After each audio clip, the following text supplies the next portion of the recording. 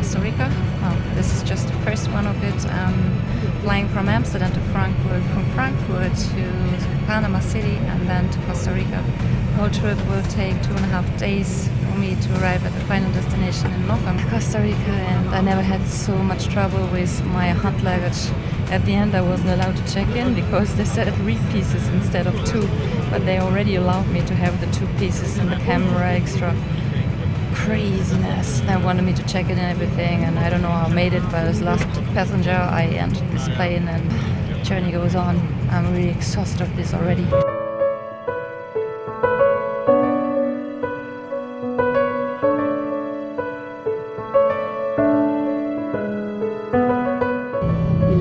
Later, we arrived at Panama City. I finally arrived in Costa Rica in San Jose.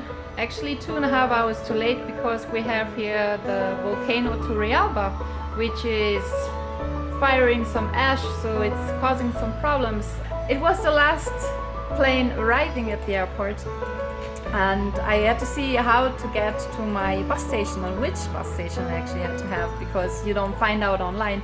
So the thing was actually that I asked the girl from the border control to help me with her phone, and I got 2 very nice guys helping me with the Ubu transportation. So we rented the Ubu, and they dropped me off where the bus station is, but it's not safe to stay here at night. So actually I'm now in a police station having a nice talk with someone. He doesn't want to be on the video, it's not allowed. But now I'm kind of hitchhiking with some nice ladies that took me on their pickup to Ostional after 55 hours, or almost 56 hours now.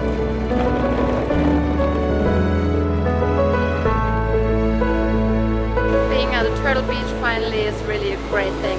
Oh, look at this sunset, wow.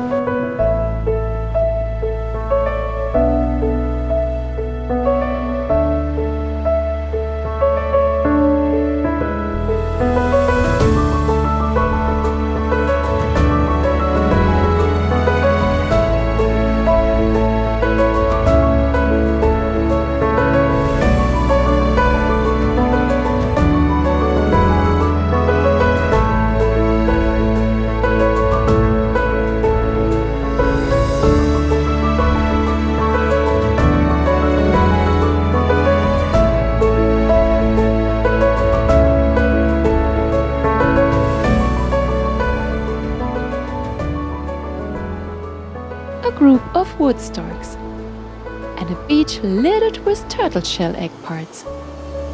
This is Ostional Beach, one of the most important egg-laying sites in the world for the olive ridley sea turtles. And brown pelicans here love to fly low over the surface of the Pacific to maybe catch another fish which comes in their sight. And here they are, my little film stars for this Costa Rican episode. Some of these ancient living fossils that survived the impact of the asteroid 66 million years ago almost unchanged, which are enjoyed by thousands of tourists here every year. These are olive ridley sea turtle hatchlings that are speeding up their way to their big adventure of life. And there are thousands of them. I came here to find out more about this rarely seen natural wonder called here arribada, which is a massive gathering of egg-laying sea turtles at a certain time and beach. And to find out why people would be allowed to collect and sell these turtle eggs, which usually should be fully protected otherwise. In the next 30 minutes you will be my guest to learn a lot about the interesting Ostional Wildlife National Refuge and their inhabitants, a beach that extends along the shoreline for about 15 kilometers, which was created back in 1984 to protect important nesting beaches of the olive ridley sea turtles and other sea turtles that also put their eggs here. Yesterday I had to learn a lot about turtles, which I didn't know yet. I thought I helped the turtles which have been attacked by the birds, but that was not the right thing. Oh, this one I can help because it turned. Now you can go, my little one. The thing is, you're not allowed to dig out the little turtles and think you can just bring them to the water. It's the wrong way, because they're not strong enough to swim. They just have to practice with their muscles a little bit. They also smell where they are, and they know how to find their beach back where they are born. If you just take them out of the digging hole, you bring them to the water, you throw them in the water because you think they're safe, they might drown. So you might have lost all the turtles. You thought you would save them. So I'm very happy to see that I learned a lot about turtles here in Ostional in Costa Rica, and that I witnessed for some to come out. And it's just one of the most awesome things I've ever seen in my life. I have to show you how beautiful they are, but of course I let them go for them to be safe in the water and hopefully return to ever lay eggs here.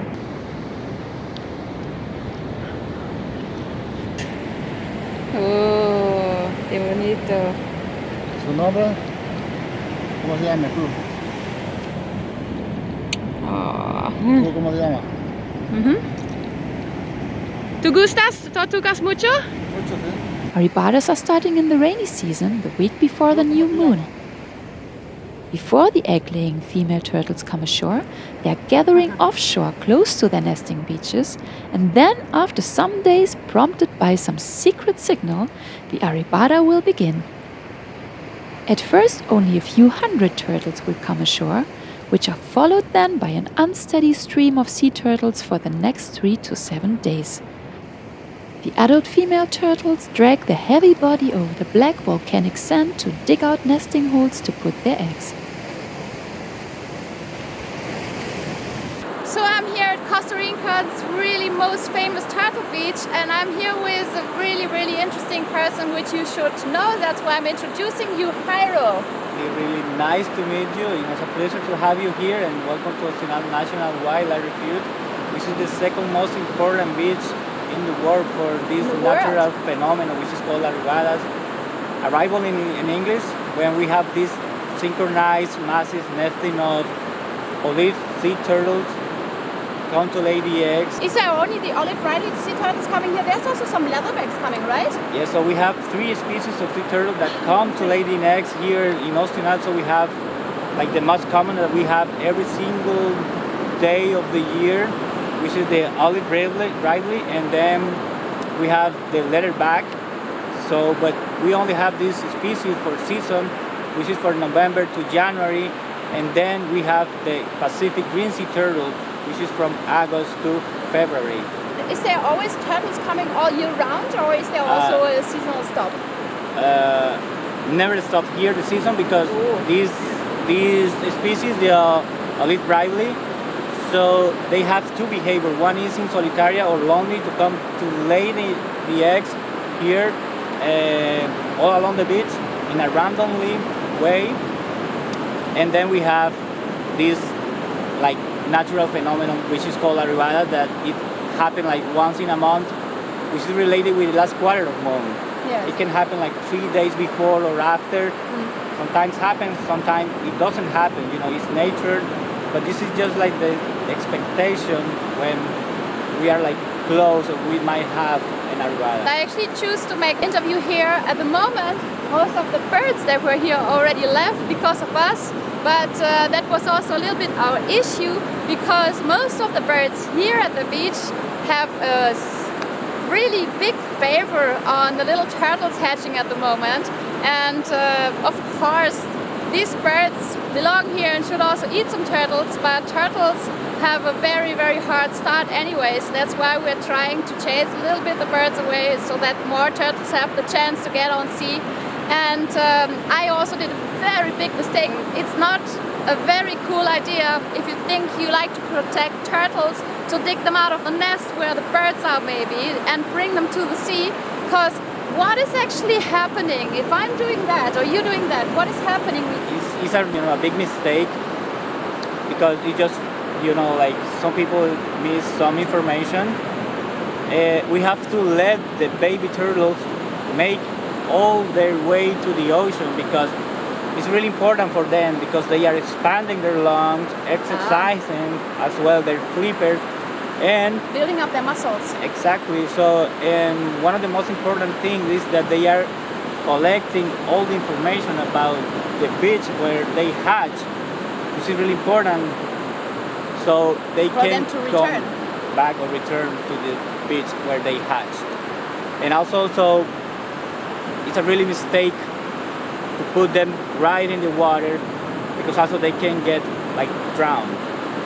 Because also as they are like moving on the sand, also they are like learning how to move their flippers. What instead can you do when you see like 20 birds being busy eating turtles? What's the way to do? So the only thing that we could do is just go and scare them away and, you know, protect them and just leave them to make all their way to the ocean. So if you have time, watch the nest, sit by and let them go out and do their own way. Just in case if it's like in the afternoon and also if the sand is really like hot and warm, they can get burned. Oh yeah. Yeah. So we can Sand is like still hot. exactly. So we can like take them, but also we have to use gloves, latex gloves, and put them in a basket with some sand in, and then put them 6 meters away from the water so that they can keep doing their way. Why is that with the gloves? Because of spreading diseases or? Exactly. What diseases could turtles get from human beings? Herpes and like hyperpapilloma as well. Oh. So we have to be very careful. I found this morning a lot of turtles which were flipped around and how to turn them correctly. Yeah, we can let's like. That's why I mean like maybe take a stick and turn them on the other side. But we have to be very careful because their carpet is still Soft. very soft. Yeah. And their flippers, they are very, very like sensitive. You are also counting the turtles here, right? There is a research program that works with a volunteering program here that we are monitoring these species in solitarias and also in arribadas. In arribadas there is a method which is called transectos. This is like a worldwide method to estimate turtles during an arribada. You know, this is where the arribada took place. We are going to set this stick right in front of the market. We have like a wooden poles or concrete poles. You have like every 50 along, meter, huh? every 50 Yes. meters. And also so these poles they have a specific angle. Yes. So we just go and locate this angle with a compass. Yeah. And then like close to the high tide line, we are going to set this stick. We're gonna do this in all the area there where the arribada took place. Yeah. And then we start the counting depending what time the turtles start coming out, and also if there is like a very important activity. We could start this counting around 6 or 8 p.m. until 6 in the morning, and this is like every 2 hours. And you had a peak day some weeks ago with like 60,000 a day, am I right? Or The estimation for the last arribada the we whole already arribada. had, it was around 90,000 turtles. And that lasted for how long? 2 weeks or? It was 5 nights. 5 nights, 5 nights. 90,000 turtles.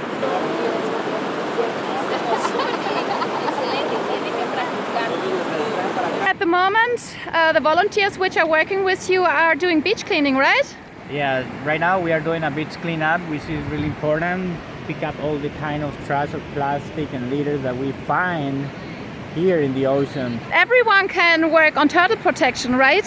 Exactly. So we need to stop using the plastic.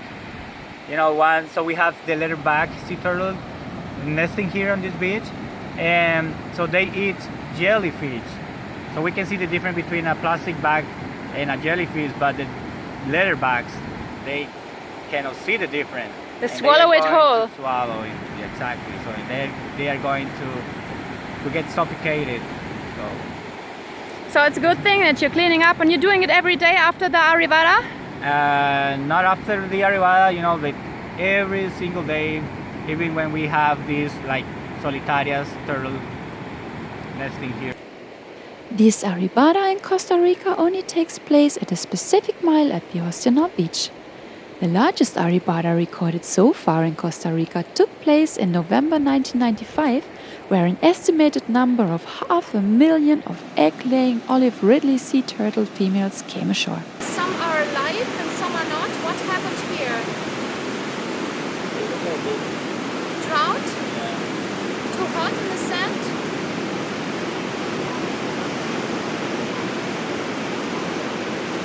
Oh, snap flipper. Looks like drought. Very, very, very, purple, like they didn't have enough moisture.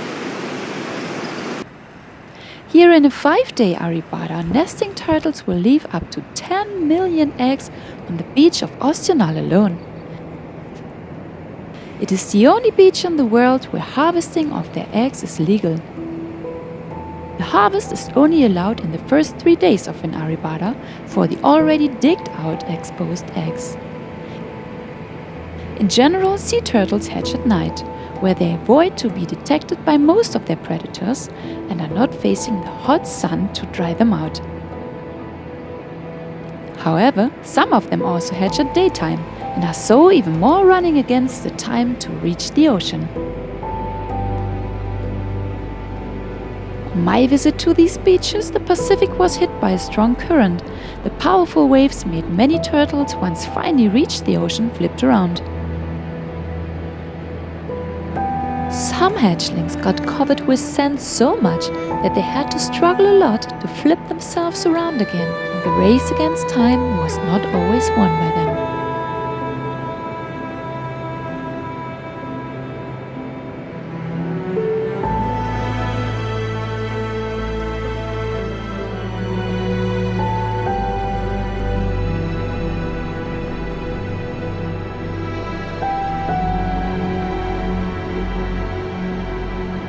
But I was observing them, being curious to find out how they would actually manage on their own to do it.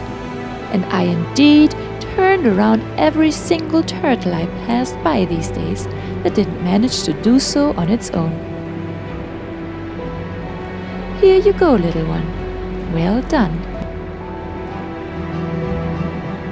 Most sea turtles don't reach the age of maturity, which will take 10 to 15 years in the case of the olive ridleys. But the ones that will reach it will remember their way back home to their beach of birth. Their home beaches are found in nearly 60 countries worldwide throughout tropical waters. The little hatchlings are remaining for some time in a pelagic phase, drifting passively in the oceans with major currents that disperse them far from their natal sites. It's widely recognized that their survivorship is extremely low on high-density arribada nesting beaches because of density-dependent mortality, leading to hatching rates of as low as 1 to 8% only.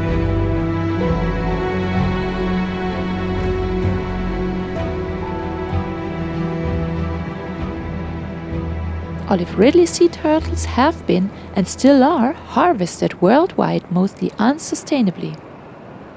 They are still used for commercial and personal use, and protection laws and statutes for them vary greatly within countries, and most of their nesting beaches are also unprotected. Even though olive ridley sea turtle fisheries are closed down now, the illegal catch of adult turtles still occurs widely. They also got strangled and caught in fishing nets or long-line hooks, as well as nesting beaches are undergoing a continuing destruction or degradation for human development constructions. So this is my second day, or my second and a half day in Ostional, and I'm again with Yeimi, the one that is now the managing person of the turtle protection here. We had a lot of talks yesterday already at the beach, and I wanted to have a final talk with her at the station where we're now at. to understand more of the procedure, which was really actually making me angry. And I think a lot of guys misunderstanding this too by having a view at the photos on the internet which you find about egg collecting here. So why is it actually necessary for you guys which are living here and also working on conservation to collect the turtle eggs and indeed even sell them, eat them? Why can this be done? Why is it necessary? First of all, we are a national wildlife refuge from the government of Costa Rica. We belong to the Ministry of Environment and Energy. And we are here in this beach. Well, the refuge is more bigger than it's only Playa Ostional, includes other beaches. And the situation here is we have this phenomenon that we call arribada, and we are actually the second place in the world for this phenomenon. And this thing works here since forever. You know, the refuge was created in 1983, but the people in this community live here a lot of years before that. So when the refuge was created, this community was here, and they already were using the eggs, and all the sustainable living or the way of living was dependent on the eggs. So when the arribada was discovered around the 17th, we have the support of the University of Costa Rica, and they started monitoring and all the research, and they discovered that here we have thousands of turtles, and that means millions of eggs.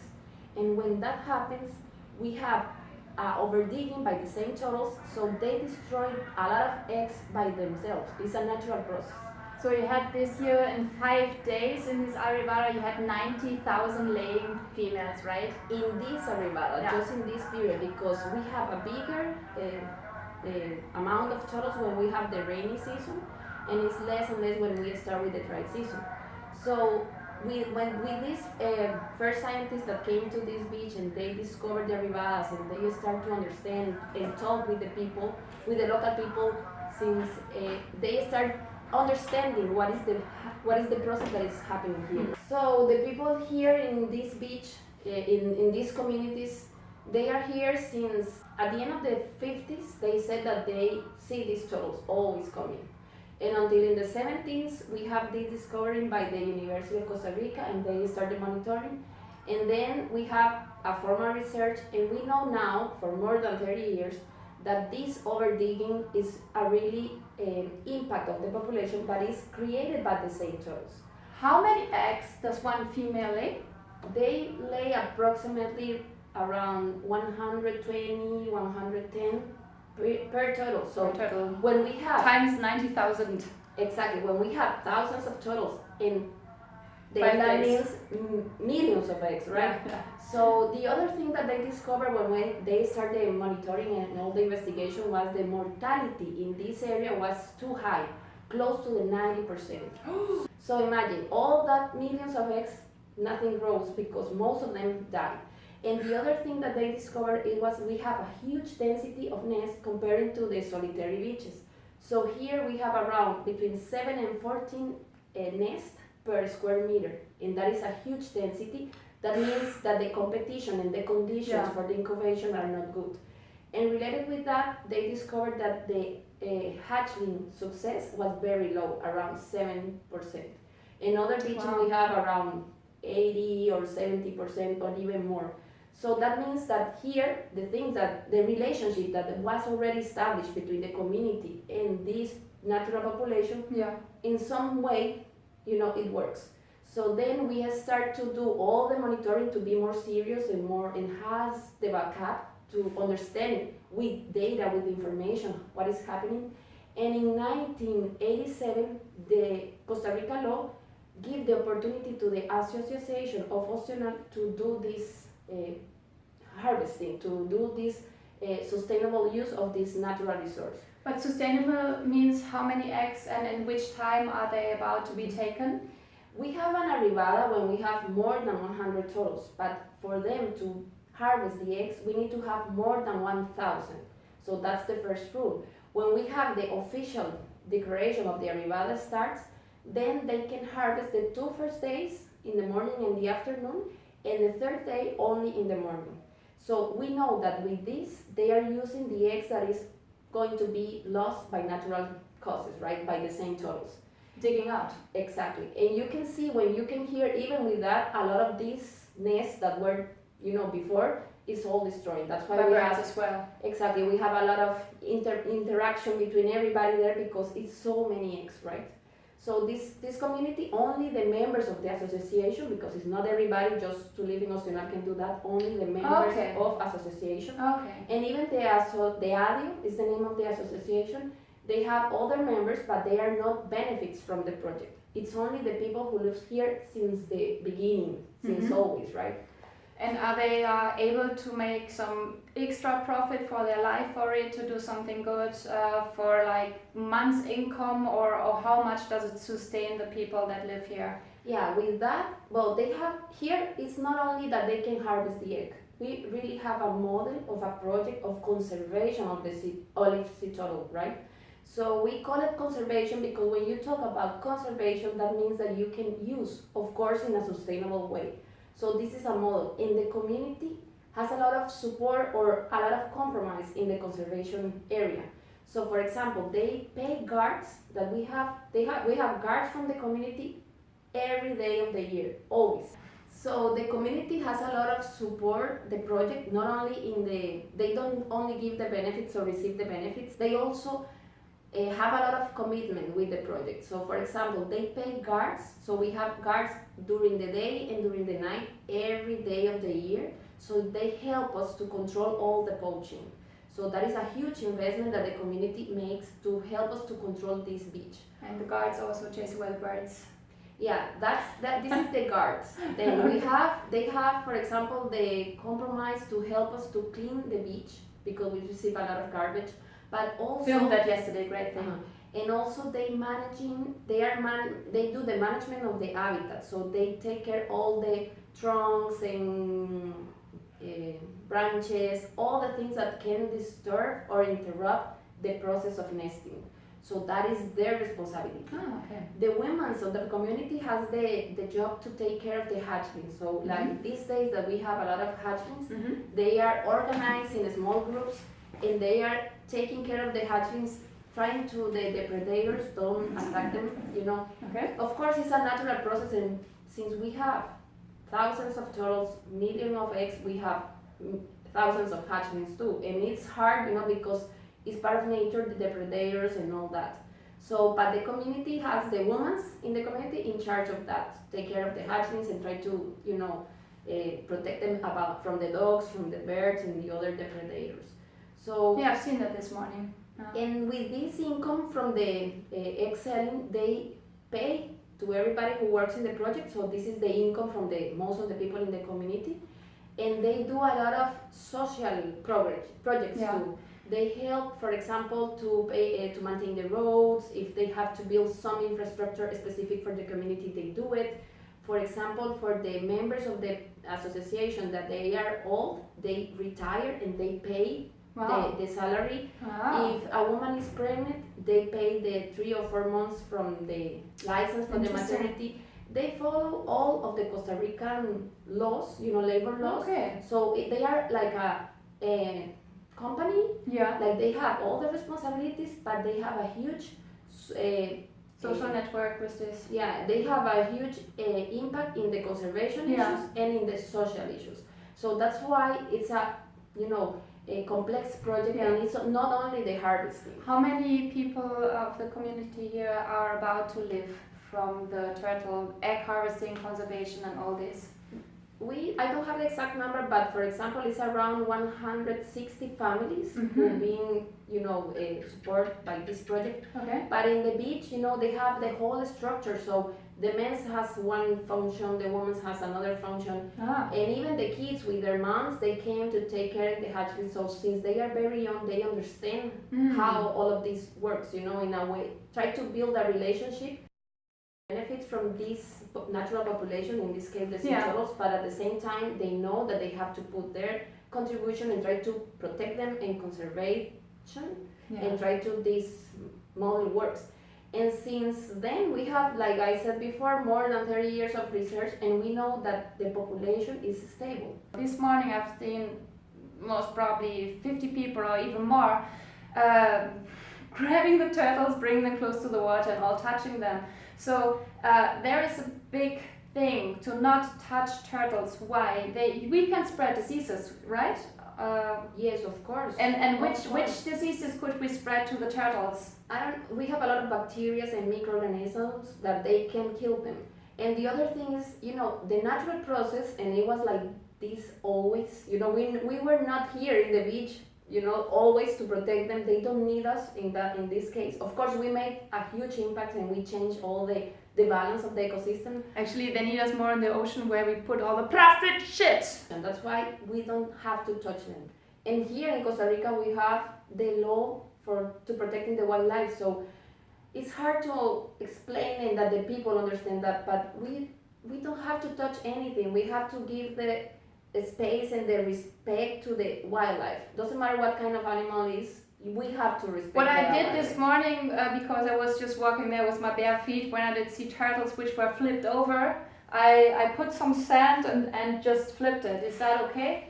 Yeah, but in the same time, this happens all the time. And she has to build their strength to do that because she's going to face a lot of hard things. So it's part of nature. Of course, if we have a huge hole that is not natural, of course we have to help them.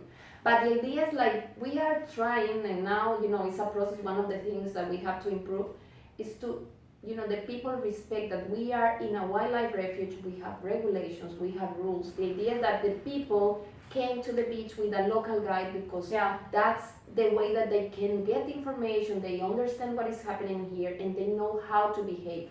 I know most of the people are very, they are with good intentions, but sometimes you think that you are doing something good, but instead you are doing something wrong. And like me yesterday. So the idea is if you don't know, don't try to, don't do it. It's just, the best thing sometimes is just watch and don't touch and don't manipulate the animals. Just in a few sentences, what would be your invitation for the people and advice? First of all, remember you have to be in the beach with a local guide. It's only the red light allowed in the beach, and most of the times only the local guide will use it. Red light means most of the hatchlings comes out at night if you want to see them till early morning. Yeah, exactly. You can use white light at all. Yeah. Then please don't touch them, don't put in front of the turtles, and respect the rules and recognize that here we have a model with the community, and if they ask you for the charge for the local guide or something like that, it's part of the community.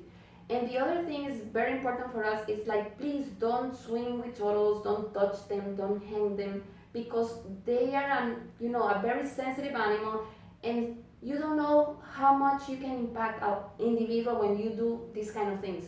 Always, doesn't matter if it's a sea turtle or other wildlife animal, please be, respectful, with with distance, and don't touch them, don't offer food, don't, stress them. It's not necessary. You can enjoy and have a beautiful experience without that. So please. It's also a big stress for the nesting turtles if they are putting the eggs and you're getting closer.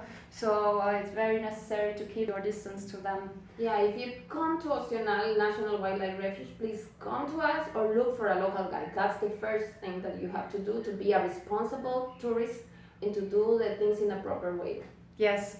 Wow, that's a lot of information. I really hope I can, or we could help you a little bit on the way to come to Ostional and enjoy the amazing wildlife here, which is not only about turtles, but mainly about turtles if you come in the right time.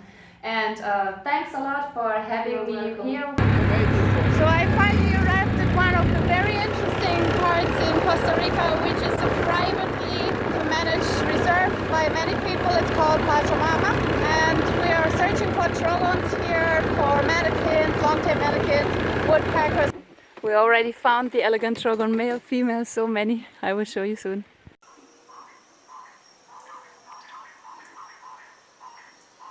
And trogons always warm my heart. But I haven't seen the elegant trogon on my previous trips to Costa Rica, since they're only occurring here in the northwest of Costa Rica and Nicaragua.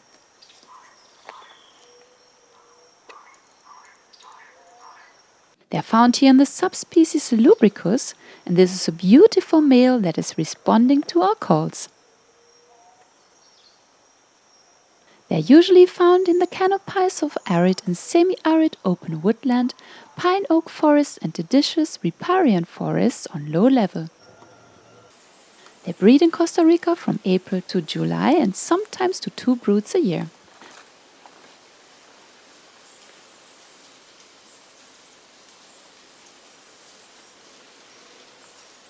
Their nests are often done in old woodpecker holes with a clutch of 2 to 3 eggs, and this immature male is one successful breeding result of the pair I found to film here.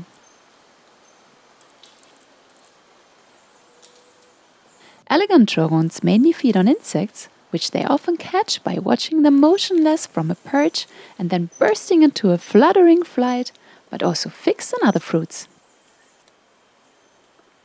At last, Mrs. Elegant Trogon is of course also nearby and keeps an eye on us.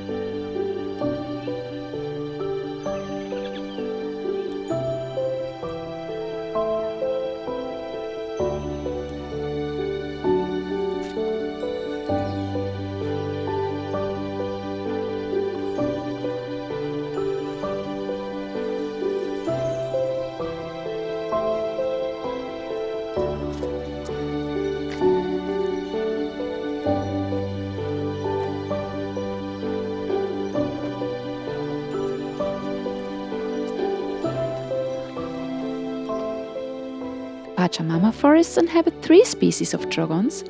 The next I found relaxing on a perch overhanging the street was this immature black-headed trogon. Its yellowish breast feathers are still fringed with some white ones, and typical for a young bird, it is also more confident with humans. This species is described to be monotypic and occurs from South Mexico to North Costa Rica, where it usually lives in fairly open deciduous woodlands. Trogons might be seen here daily. It's a healthy forest where animals are not hunted, and the community that lives here lives in a harmonically way with its surrounding nature. These trogons, like most of their genus, eat also insects, which are in particular grasshoppers, mantids, dragonflies, and large caterpillars and fruits as well. In Costa Rica, they breed from March to July. This colorful male is easily distinguished by the female by its green sheen on his back feathers, whereas the females are slaty gray above.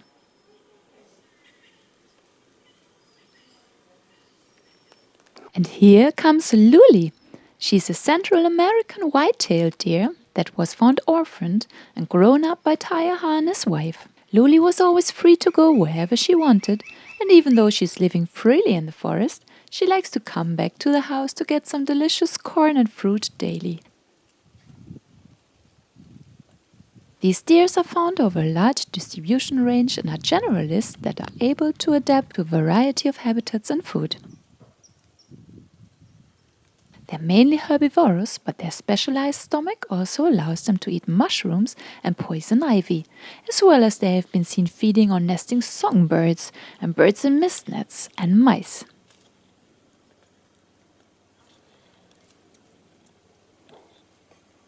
And here she goes again. Looks like her lunch is almost ready. Isn't it incredible to see how humans can live in such a wonderful correlation with animals? While I'm editing this film, Tyohar informed me about the 2 baby deers Luli has given birth to. They're coming also close to the house, but they're staying within a safe distance from it.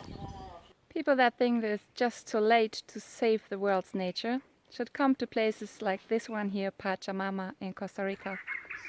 I'm surrounded by wildlife. Birds are calling, it's like a rainforest. but it's replanted. Originally it was only cattle pasture. It's a little paradise. And this actually exists because there was one man who bought all this land. His name is Tyohar Kastiel, and he made it like it is now, together with a community in which he is living here. They are planting trees since 17 years, especially very endangered trees, also trees which ever belonged here. The animals are all coming back. It is possible. We can turn the things back if we want it, but we have to start now. The cinnamon hummingbird is one of the plentiful hummingbirds occurring in Costa Rica. This one belongs to the subspecies Corallirostris, which is found in South and Southeast Mexico, south to Costa Rica. They used to live in drier habitats and feed on nectar and insects, and are common to very common in most parts of their range, which is mainly restricted to the lower tropical zone with arid vegetation. They breed year-round, and males are very territorial and will defend their territories and food sources against other hummingbirds and even insects. But then I spotted this huge caterpillar, the largest I have ever seen, and it was so marvelous.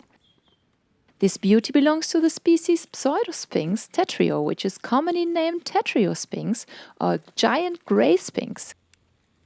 And the caterpillar's name frangipani hornworm or plumeria caterpillar. They are native to the tropical and subtropical Americas from the southwest of the US to Brazil. The adult moth is, compared to its colored eye-catcher juvenile, more brown-grayish with white markings. These caterpillars may exceed 15 centimeters in length, which is almost equal to the wingspan of these moths, which are measured to be in between 13 to 70 centimeters. In fact, I'm so in love with caterpillars that I often take them on my hand, without even knowing the consequences of their hair. Like in this species, barbed urticating hairs that may deeply stick in your skin by touching them and causing skin irritations. So far, they have never harmed me, so I keep being fascinated. Tetriosphinxes have specialized to feed on poisonous plants of the dogbane family, the Apocynaceae. One of their favorite host plants is the white frangipani, which is often so infested with these caterpillars that it is commonly named the wormy tree. Adults also feed on its nectar. These caterpillars are distasteful to most of their predators, with an exception to the smooth-billed ani, which tears the caterpillar apart to eat it and so avoids to eat the gut, which is containing the poisonous plant material. These moths belong to the largest moth on the American continent, which are also a migrating species that are capable of long-distance flights. The whole development from egg to pupae takes only 24 to 30 days.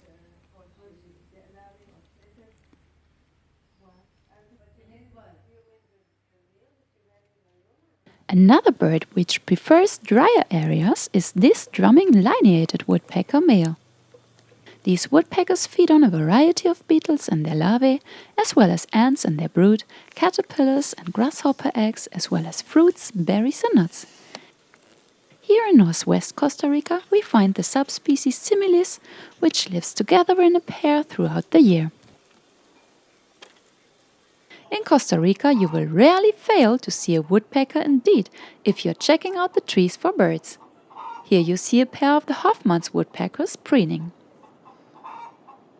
Depending on the region you are traveling, you might find the one or other out of the 16 woodpecker species represented here.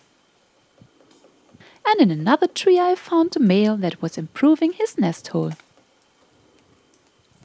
Breeding of these woodpeckers occurs here in February to July, and they often do 2 broods a year. They are woodpeckers of drier habitats, such as semi-open country and lightly wooded areas that are found from the Pacific slopes from South Honduras and Nicaragua, south to Costa Rica, as high as 2,150 meters. They are monogamous and spend the year throughout in pairs in their territories, which they also defend against intruders like the ferruginous pygmy owl. both sexes drum. These woodpeckers feed largely on insects, which they often extract from decaying wood, like ants, beetles, lepidopterans and their larvae, and butterflies, but may also take some figs, fruits and nectar, as well as large flowers.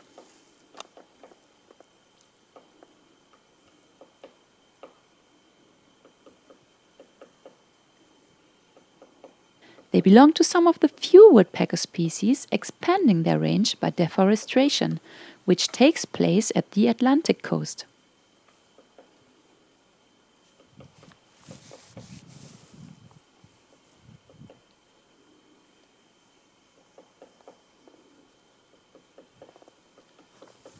The hybridizing with the golden-fronted woodpecker in South Honduras and the red-crowned woodpecker in Costa Rica. And their offspring are of intermediate appearance. In central Costa Rica they are often seen with orange hind neck and belly.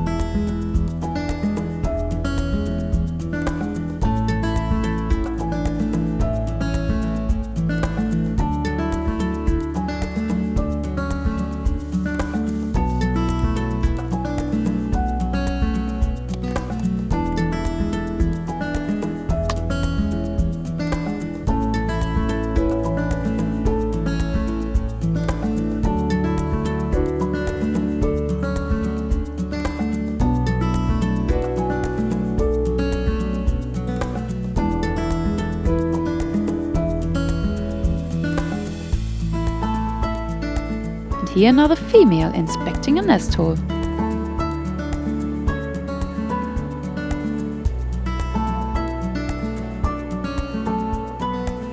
Which seems quite alright already.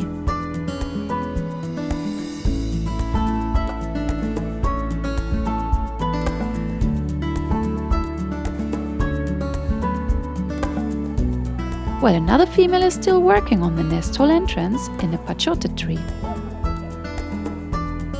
These thorny trees are found in dry forests of Costa Rica and some of its neighboring countries, but are on the list of vulnerable species due to the overharvesting of these trees for timber, increased settlement and conversion of the habitat to agricultural land.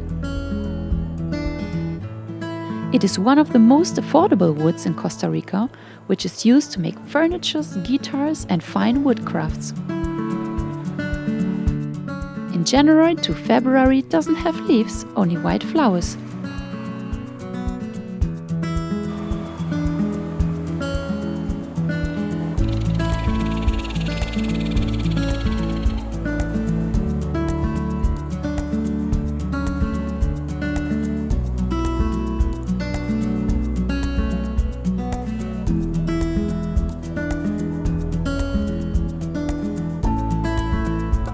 Of course, woodpeckers here also love papayas.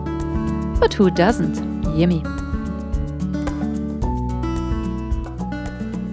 Nicoya Peninsula is home to quite a number of species being represented here in its own subspecies.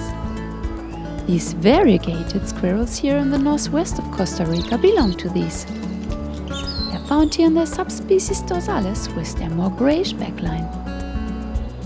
This male is apparently affected a lot by his female partner and chases her throughout the large tree up and down. They don't present sexual dimorphism, but he has something too obvious hanging attached to his lower body. They are relatively long squirrels that can grow up to 25 cm in length, that occur in dry coastal forests to humid rainforest, in general up to 1,800 meter, but in Costa Rica even up to 2,600 meter. They are often found in pine oak forests. They are feeding generalists, being mainly herbivorous, eating seeds, nuts, fruits, buds and acorns, but also occasionally some insects, bird eggs and even their nestlings, which they mainly search for on early mornings. The rest of the day they often prefer to spend their time sleeping in their nests or tree cavities. One of their main predators are the capuchin monkeys that hunt to kill them in groups. In Costa Rica, as much as 25% of these monkeys' diet is made up of variegated squirrels. Please don't ever consider to make them your pet, as they may carry the deadly virus, which just recently killed 3 German keepers of them. This is the gallina de palo, as they are commonly named by the locals in Central America, meaning the hen or chicken of the tree. But their name derives from the fact that these iguanas are hunted in many parts of their range to eat them, and the meat is described to taste similar like chicken. It became indeed an endangered species now in several parts in South Central America due to hunting. They can fall 50 meters out of the trees unharmed, but the ones that fell from the trees in Florida dead in the recent winter 2017-2018 were simply not able to adapt to the harsh cold temperatures and died in the trees. Green iguanas have an excellent vision and very sharp teeth that can bite hard into your skin when captured or kept as a pet by humans. It surprises me every time anew I visit Costa Rica how diverse its wildlife is. These are Tenosaura similis, large lizards native to Mexico and Central America, which are also introduced to Florida. They are commonly known as black sphinx-tailed or simply black iguanas. One parent part is basking here on an old dead tree trunk with its immature offspring. These lizards are excellent climbers that prefer rocky habitats with plenty of crevices to hide in and to bask on their rocks, often with nearby trees to climb in. They are common species in Costa Rica along the Pacific coast that can grow as long as 1.3 meter, which are recorded to be the fastest moving lizards in the world, with a top speed of 34.6 km an hour, while these ones here rarely moved in the hour I filmed them. So I did greatly speed up this video for you. They are mainly herbivorous, eating flowers, leaves, stems and fruit, but will also eat some smaller animals like fish, crabs, rodents, frogs, bird eggs and their nestlings, as well as hatching sea turtles. Juveniles are mainly insectivorous. They also inhabit mancinea trees and eat their fruits, which are highly poisonous to most other animals. Often these lizards are shot alongside the green iguanas in some parts of their range to use them as a food source or for the pet trade and as a natural remedy for impotence. The eggs are usually laid in warm burrows. In general, their clutches may contain around 30 to 40 eggs, but even as much as 88 have been recorded. Several females may lay their eggs in the same connected burrow, but each one of them in a different chamber. The eggs hatch after 90 days. Stenosaur exists in lots of color variations, often even among individuals of the same population. In general, they retreat to sleep in their burrows or tunnels, which they dig themselves in the ground or rocky crevices, or eventually also sleep on a tree. These highly territorial individuals used to have a favorite display perch nearby the roosting site, which they will defend against other individuals. Of course, Costa Rica also has some kingfishers. Here is one of them. This is the green kingfisher, which is found here in its subspecies Septon trionalis. It lives close to water bodies and feeds on small fish, crustaceans, prawn and insects, inclusive dragonfly nymphs. They breed at streams and forests or mangroves, where they dig out horizontal tunnels up to 1 meter long in the riverbank to put and incubate their eggs. They're usually seen perched on a lower branch close to the water surface before plunging in head first to catch their prey. And this hopper, with its upright tail, is the recently reclassified rufous-backed wren that is inspecting the garden barrier while I didn't bring any tripod for filming. It occurs in 6 subspecies, and this one here is named after its distribution range, Nicoya. But why searching for little spiders when you can have a large grasshopper instead? Okay, it takes a bit more work of preparation before the meal is ready. But well, I give it a go. How to finally get off these wings?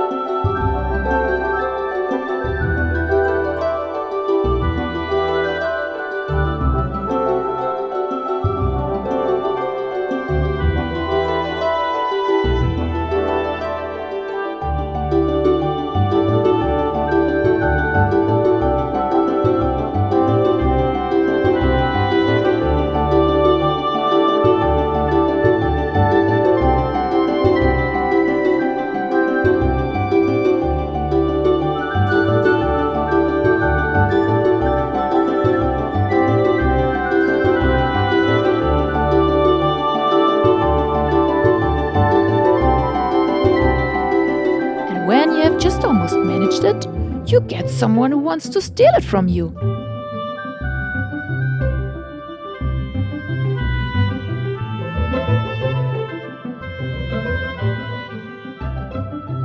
Off with this intruder. These wrens feed predominantly on invertebrates, especially small beetles, crickets, larvae and spiders. They sing nice prolonged series of rich chortling phrases, which even makes them more adorable.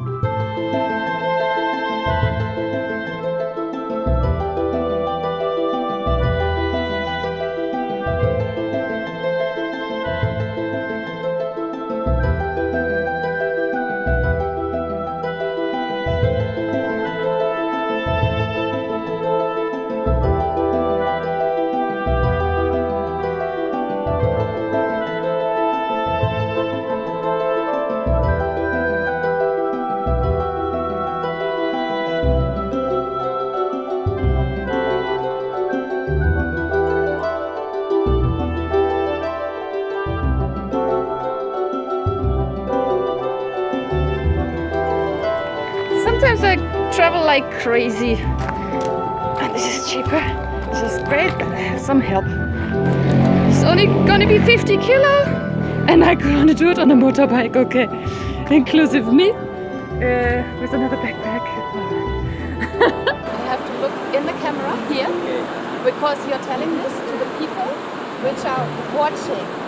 You're not telling it to me, you're telling it to the others what you are doing. For the rest, try to look there in the lens if possible, because you are talking to the people, not to me, and not to the sky. People should have your message.